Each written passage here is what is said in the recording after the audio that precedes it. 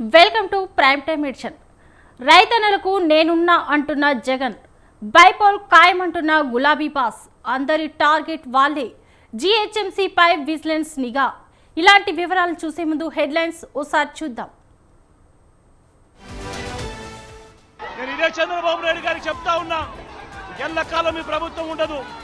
రేపొద్దున ప్రతిపక్షంలో మీరు కూర్చున్నప్పుడు ఇదే మాదిరిగా పోలీసు భద్రత మేము తీసేస్తే ఎలా ఉంటుందో ఒక్కసారి ఆలోచన చేసుకో చంద్రబాబు.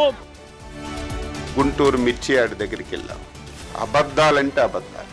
అసలు ఎవడైనా నవ్వుకుంటాడని కూడా చూడకుండా ఇప్పుడే ఆకాశం నుంచి వచ్చినటువంటి వ్యక్తిగా మాట్లాడుతున్నాం. తమరు ఎప్పుడన్నా ఢిల్లీకి పోయినప్పుడు రైతుల గురించి కేంద్రంతో ఎప్పుడన్నా మాట్లాడారా?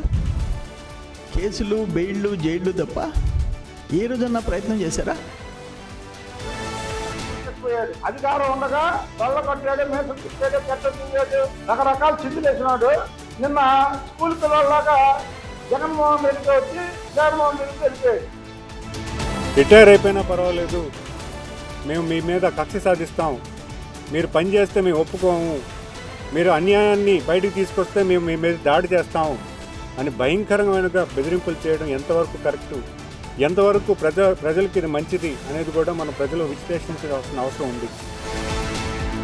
పోతుంటే పాలు వచ్చి నారు రేటు పెరిగి, కూలీ రేటు పెరిగి, మందుల రేట్లు పెరిగి, మిర్చి డౌన్ అయిపోతే వాళ్ళు మాట్లాడుతున్న మాటలేంటి? కేంద్ర మంత్రికి, వ్యవసాయ శాఖ మంత్రికి లెటర్ రాసేసి తుడిచేసుకుందాం అనుకుంటే కుదురుతుందా అని అడుగుతా ఉన్నా. మిర్చి పండిస్తే ఎంత వచ్చేదండి? 25,000 నుంచి 28,000 వరకు వచ్చేది. ఈ రోజున పరిస్థితి ఏంటి? 10,000 నుంచి 12,000 వరకు వస్తుంది. రైతు పరిస్థితి ఏంటండి?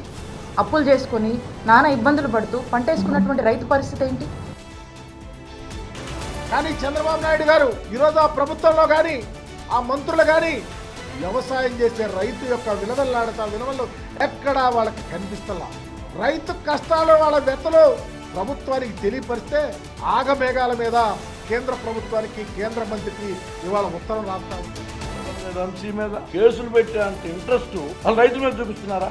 అంటే రివెంజ్, రిటాలియేషన్ అనేటువంటిది మీ పార్టీలో రక్తంలో నుంచి వచ్చిందా? కక్షలు, కార్యక్రమాలు ఈ రోజున వాడుకున్నటువంటి టైంని మీరు అసలు ఈ ప్రభుత్వం యొక్క రైతు సంక్షేమం కడుపు మండి వికృత రాతలు రాయడం, చిల్లర రాజకీయాలు చేయడం. అంటే వాళ్ళ పార్టీ వచ్చిన దగ్గర నుంచి కూడా చిల్లర రాజకీయం తప్ప శక్తివంతమైన రాజకీయం ఎక్కడ చేయడం లేదు. వైఎస్ఆర్సీపీ నాయకుల మీద కేసులు పెట్టడం, కార్యకర్తలను కొట్టడం, తిట్టడం, ఇదే డ్యూటీగా పెట్టుకొని పాలన గాలికి వదిలేశారు.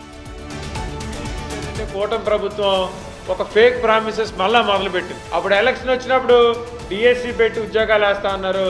మళ్ళా ఇప్పుడు ఎలక్షన్ వస్తుంది, ఎలక్షన్ అయిన వెంటనే ఉద్యోగాలు ఏం చేస్తానండి?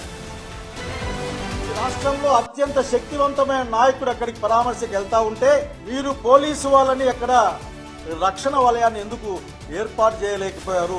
కావాలనే ఏర్పాటు చేయడం లేదని అక్కడ అందరూ మాట్లాడుకుంటా ఉన్నారు.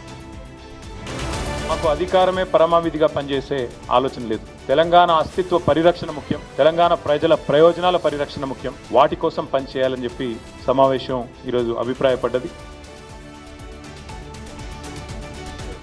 చేస్తున్నటువంటి పనులను ఒక పెద్ద మనిషిగా, ఒక అపోజిషన్ లీడర్గా ప్రజల సమస్యలతో చర్చించాల్సింది పోయి అప్పుడప్పుడు పున్నమి నాడు, పౌర్ణమి నాడు వచ్చినట్టు మీరు వచ్చి ఈ యొక్క కులగణనను వ్యతిరేకించే పార్టీ కాదు మా పార్టీ, ఫస్ట్ బేసిక్ కాన్సెప్ట్.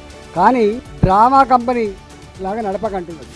కులగణన దేశవ్యాప్తంగా చేపట్టే ఆస్కారం లేదు.